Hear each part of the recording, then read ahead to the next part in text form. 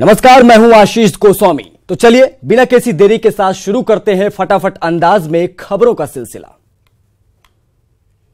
भारत और ऑस्ट्रेलिया के बीच आज मेलबर्न में तीसरा वनडे खेला जा रहा है। ऑस्ट्रेलिया ने टॉस जीतकर पहले बल्लेबाजी का फैसला किया है।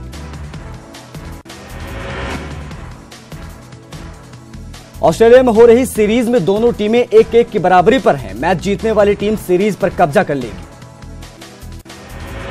भारत के पास पहली बार ऑस्ट्रेलिया में द्विपक्षीय वनडे सीरीज जीतने का सुनहरा मौका है। तीसरे वनडे के लिए भारतीय टीम में 3 बड़े बदलाव किए गए हैं। योगी कैबिनेट में आज सामान्य वर्ग को बड़ा तोहफा दे सकती है। कैबिनेट आज सामान्य वर्ग के लिए 10% आरक्षण के कानून पर मुहर लगा सकती है। राष्ट्रपति रामनाथ कोविंद ने गुरुवार को प्रयागराज में संगम तट पर पूजा अर्चना की। साथ ही कुंभ में मौजूद साधु संतों से मुलाकात भी की। कुंभ में शामिल होने के दूसरे राष्ट्रपति बन गए हैं रामनाथ कोविंद।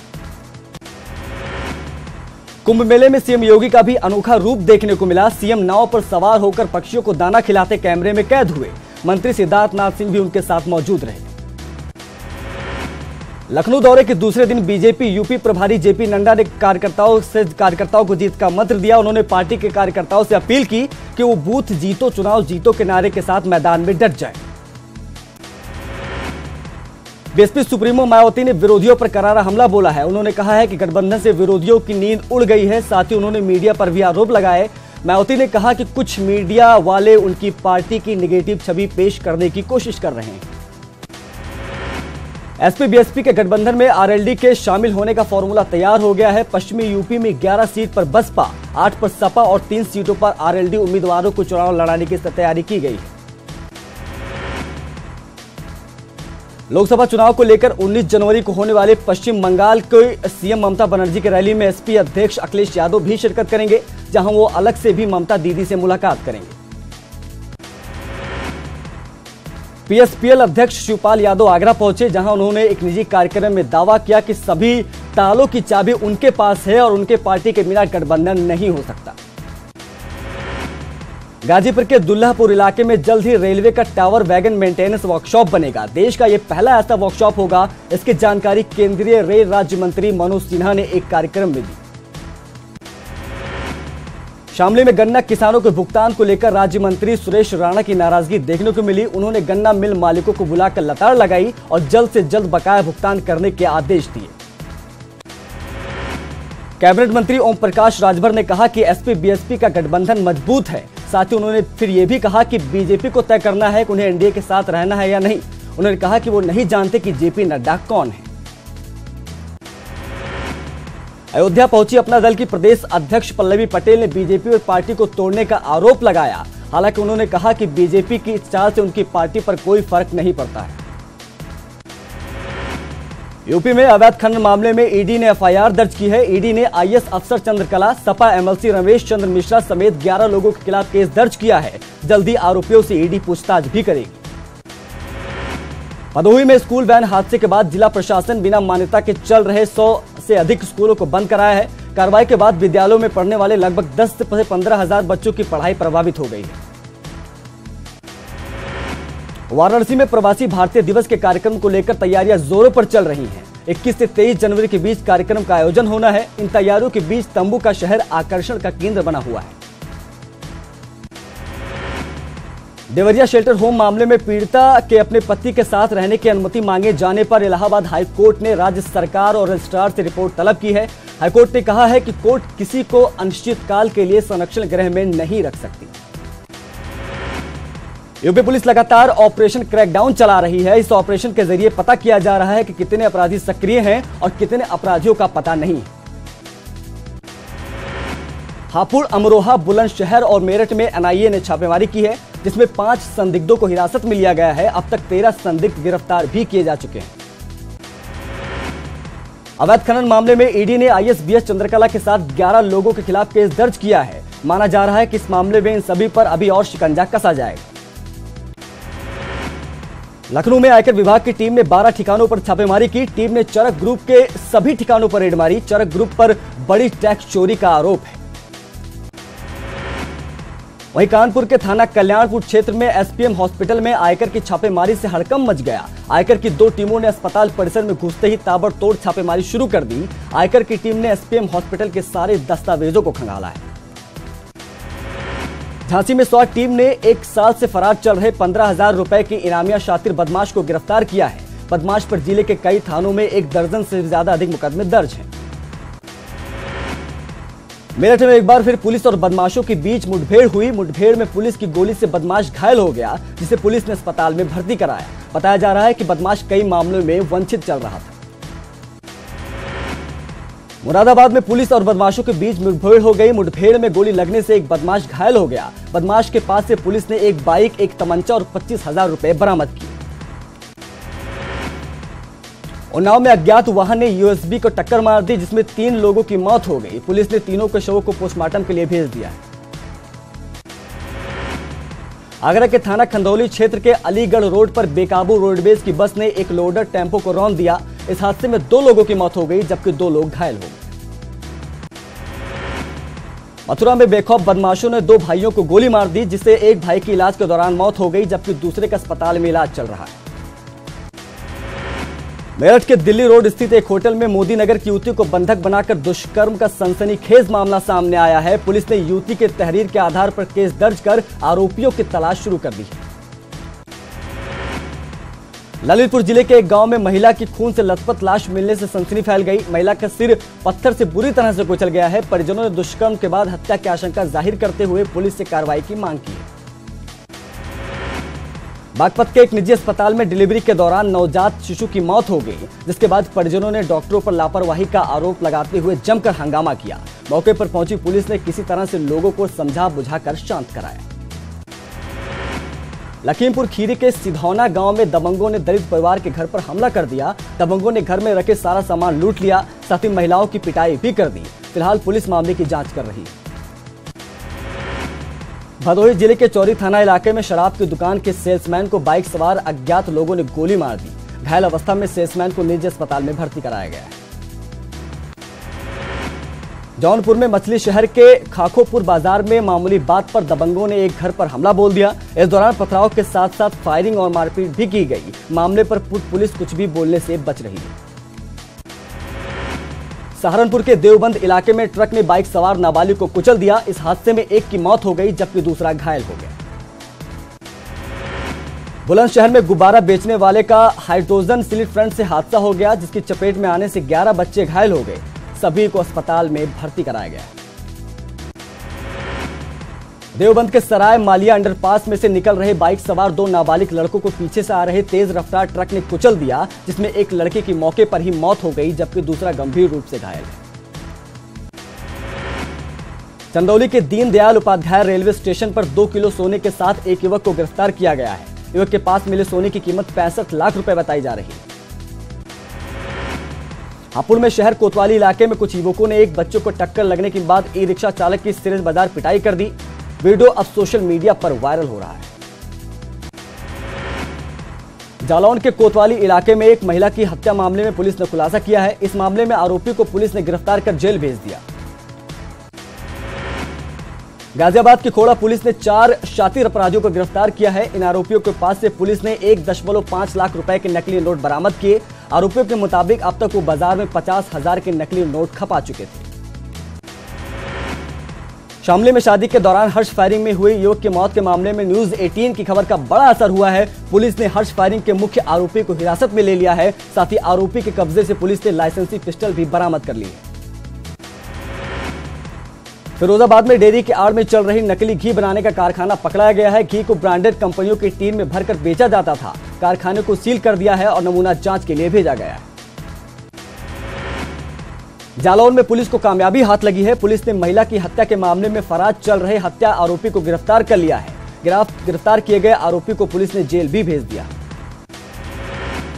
अयोध्या के नारी संरक्षण गृह में 11 जिलों की सजा याफ्ता महिलाएं गरीबी में जीवन यापन कर रही हैं, जिसको लेकर उच्च न्यायालय ने निर्देश दिए हैं कि इन महिलाओं को उनके परिवार वालों से मिलाया जाए। सोनभद्र के रेणुकूट में कंबल बांटने के कार्यक्रम के दौरान भगदड़ मच गई, जिसमें कई लोग घायल हो गए। मामले में आयोजकों के खिलाफ एफआईआर दर्ज हो गई है। मजिस्ट्रेट जांच के आदेश भी दे दिए गए हैं। फतेहपुर में अतिक्रमण हटाओ अभियान के खिलाफ बीजेपी विधायक धरने पर बैठ गए हैं। इस दौरान डीएम को उनसे कहासुनी भी हो गई। डीएम से अभियान रोकने का भरोसा दिलाने के बाद विधायक ने धरना खत्म किया। आजमगढ़ में गरीब ठेला फुटपाथ पर सब्जी बेचने वालों ने जिलाधिकारी कार्यालय पर प्रदर्शन किया और पुलिस प्रशासन के खिलाफ जमकर नारेबाजी की। उनका आरोप है कि गरीबों को पुलिस के लोग हटाने और धन उगाही का काम कर रहे हैं।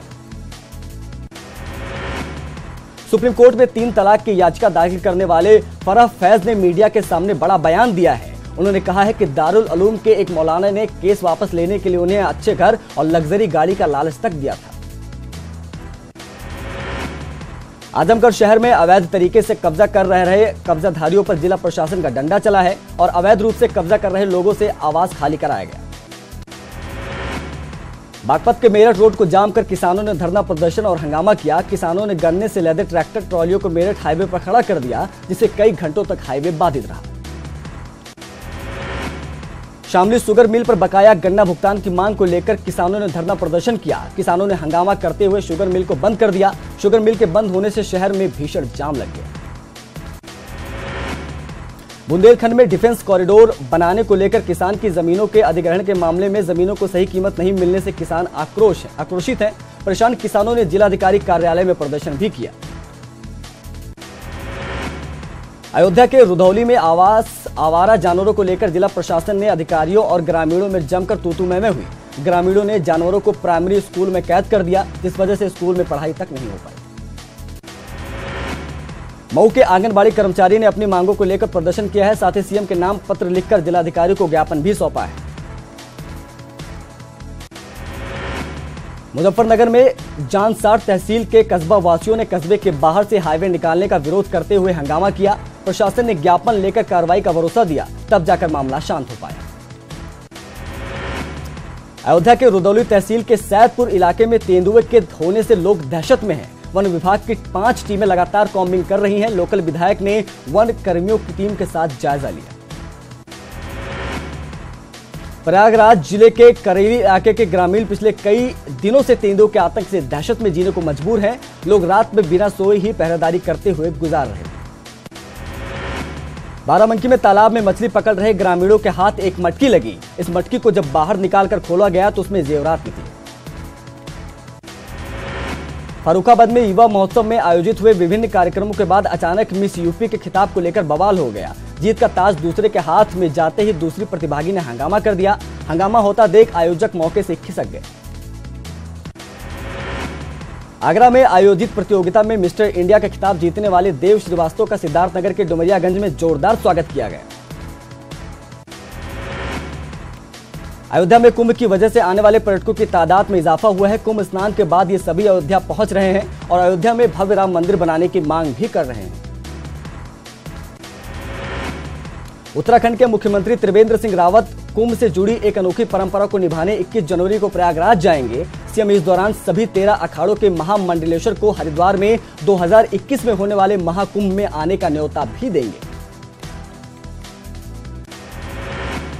लोकसभा चुनाव से ठीक पहले मुख्यमंत्री त्रिवेंद्र सिंह रावत सरकार की तरफ से कराए गए कामों की समीक्षा करेंगे। मुख्यमंत्री 23 जनवरी को सचिवालय में राज्य में चल रही जन कल्याणकारी योजनाओं की समीक्षा बैठक करेंगे।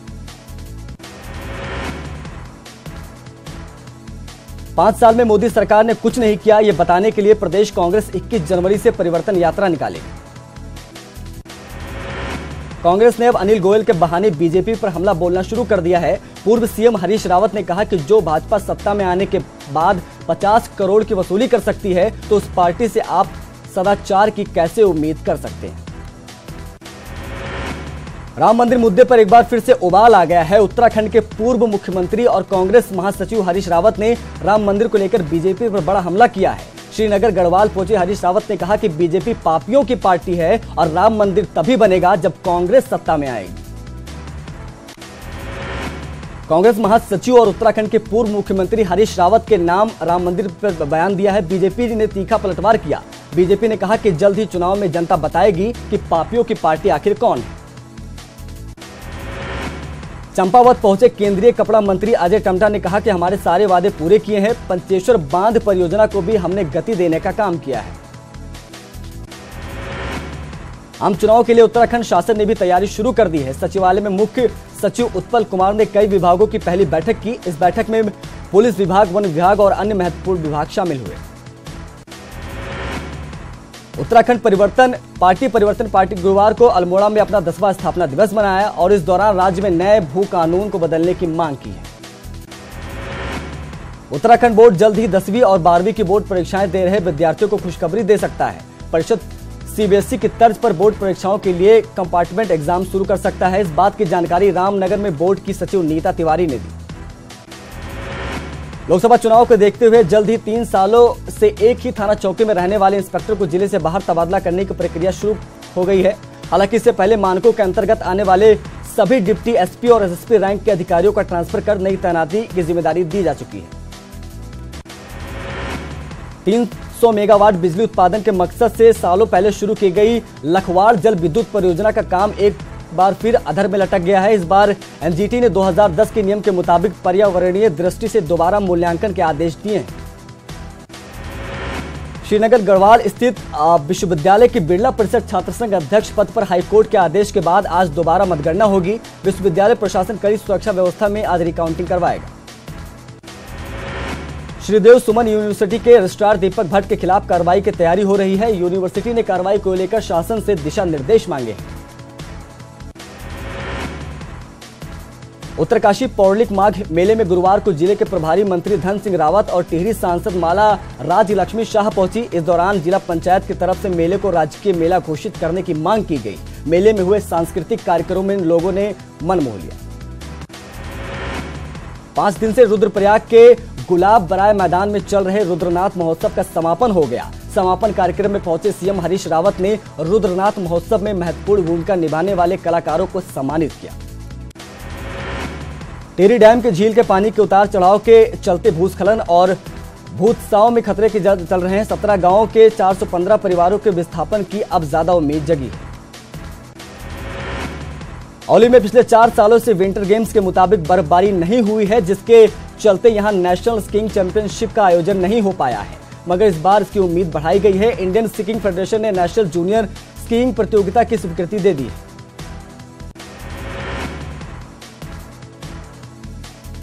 रुड़की में गन्ना आयुक्त के तबादले से किसानों में भारी आक्रोश है। किसानों का कहना है कि खुद को जीरो टॉलरेंस की सरकार कहने वाली सरकार भी अधिकारी ईमानदारी से सेवा कर रहे हैं, इसको तुरंत हटा दिया जा रहा है। ड्रग्स के खिलाफ उत्तराखंड पुलिस ने नए अभियान की शुरुआत की है, जिसके तहत स्मैक, चरस या दूसरा नशा करने वाले युवाओं को चिन्हित कर उनकी पूरी जानकारी इकट्ठा की जा रही है, जिसके बाद उनकी धरपकड़ की कार्रवाई की जाएगी। बागेश्वर में तेंदुए की खाल के साथ 2 तस्करों को गिरफ्तार किया गया है। कोतवाली पुलिस और एसओजी की संयुक्त अभियान में कार्रवाई हुई। खालों की अंतर्राष्ट्रीय बाजार की कीमत करीब 20 लाख रुपए बताई जा रही है। हरिद्वार के लक्सर क्षेत्र में गन्ने से भरी एक ट्रैक्टर ट्रॉली पलट गई। गनीमत यह रही कि ट्रैक्टर ट्रॉली के चपेट में कोई राहगीर नहीं आया। हल्द्वानी के शीश महल इलाके में पुराने बिजली घर में भीषण आग लग गई। यहां कई ट्रांसफर समेत बिजली का लाखों सामान जलकर खाक हो गया। एक बार फिर पीएम मोदी छात्रों को परीक्षा के तनाव से दूर रहने के लिए टिप्स देंगे। 29 जनवरी को दिल्ली के ताल कटोरा स्टेडियम में पीएम मोदी छात्रों, अभिभावकों और शिक्षकों के साथ चर्चा करेंगे। इस कार्यक्रम की टैग लाइन है परीक्षा पे चर्चा 2.0। पीएम मोदी ने बीजेपी यूथ विंग की लक्ष्य हमारा मोदी दोबारा कैंपेन के ट्वीट को रीट्वीट कर शुभकामनाएं दी हैं। पीएम ने कहा है कि बीजेपी प्रतिभावान युवाओं को सपनों को साकार करने के लिए प्रतिबद्ध है और युवा शक्ति देश भर में पार्टी को प्रचंड बहुमत दिलाएगी। पीएम मोदी गुजरात में आज से 20 जनवरी तक चलने वाले वाइब्रेंट गुजरात ग्लोबल समिट 2019 के 9वें संस्करण का उद्घाटन करेंगे। इसके बाद शाम को PM Modi Sabarmati river front पर दुबई की तर्ज पर आयोजित शॉपिंग फेस्टिवल 2019 का उद्घाटन भी करेंगे। कर्नाटक में तेजी से बदले सियासी घटनाक्रम के बीच कांग्रेस ने आज अपने विधायकों की बेंगलुरु में बैठक बुलाई है। इसके अलावा पार्टी ने नाराज विधायकों को मनाने के लिए उन्हें मंत्री बनाए जाने के आश्वासन भी दिए हैं। राष्ट्रपति रामनाथ कोविंद ने जस्टिस दिनेश माहेश्वरी और संजीव खन्ना को सुप्रीम कोर्ट के जज के तौर पर नियुक्त कर दिया है। कोलेजियम में इन जजों की नियुक्ति को लेकर लगातार विरोध चल रहा था, लेकिन इसके बावजूद अब राष्ट्रपति ने दोनों जजों को सुप्रीम कोर्ट के जज के तौर पर नियुक्त कर दिया है। वित्त वर्ष 2019 की तीसरी तिमाही में रिलायंस जियो के शानदार प्रदर्शन से रिलायंस इंडस्ट्रीज लिमिटेड को बम्पर फायदा हुआ है। रिलायंस को तीसरी तिमाही में 10,251 करोड़ का मुनाफा हुआ है। एक तिमाही में 10,000 करोड़ से ज्यादा मुनाफा वाली कंपनियों में रिलायंस इंडस्ट्रीज पहली कंपनी बन गई है, जबकि 2018 की तीसरी तिमाही में रिलायंस का मुनाफा 9,423 करोड़ रुपए था। तो फिलहाल इस बुलेटिन में मेरे साथ इतना ही। मुझे दीजिए इजाजत। नमस्कार।